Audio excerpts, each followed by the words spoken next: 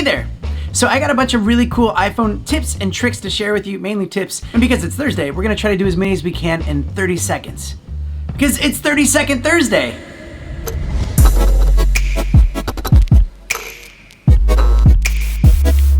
Okay, before we start this, shout out to my brother Jeff, who was saying how much he loved 30-second Thursday. I just want to say, hey bro, thanks, and miss you from the other side of the world. So, iPhone tips and tricks. You might know all of these, and if you do, feel free to gloat about it in the comments. But also, if you didn't know some of these, let me know which ones you just learned today. So as many tips as I can get in 30 seconds. And if you're like, slow down! Well, you can always just rewatch this, or even set the playback to like half speed.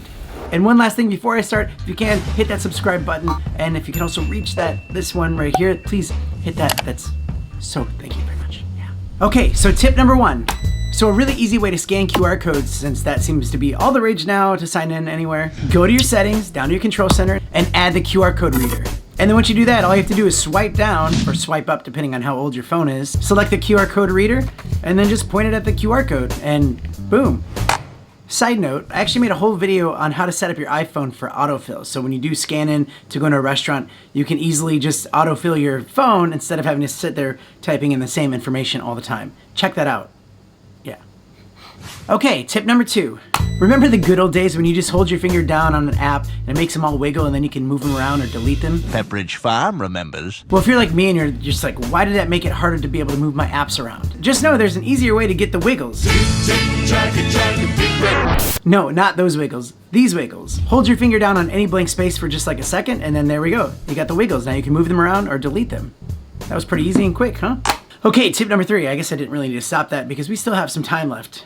Alright, so if you're like me and use Google Maps and you're probably in an area where you have tolls and sometimes you want the tolls on, sometimes you don't. You'd have to exit out of your route and you have to go into directions and then you have to click those 3 buttons at the top and then route options and then toggle your avoiding tolls on or off depending on what you want. That's pretty dangerous when you're driving and you can't really navigate around. Guess what? There's an easier way. All you have to do is click this little button at the top. There's a little microphone button and you click it and you just say, turn tolls on. Okay, rerouting to include tolls. Turn tolls off. Okay, rerouting you around tolls. That's a so much easier and safer way to be able to do that. Probably a lot of other options with that microphone, and we'll get into that in a future tips video. So, that's a lot so far.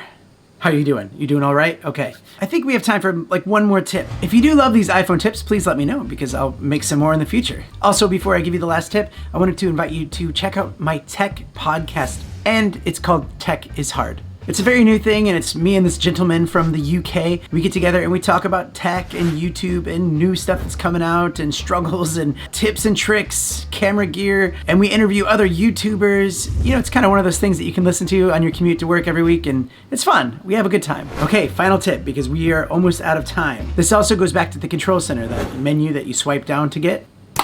So if you hold your finger down on the wireless connections menu there, you can also hold your finger down on Bluetooth and you can actually change between Bluetooth devices pretty easily. That also works with the Wi-Fi. So if you want to switch between devices, you just do it through that instead of having to go through the whole settings thing. It's pretty easy, right? Oh, we're out of time. But that's probably enough for you to process for now. Let me know if you want to see more. Also, thanks for being here on this channel. It's just a bunch of fun here. And more videos are coming up really soon on this channel, so stay tuned and I'll see you on the next one.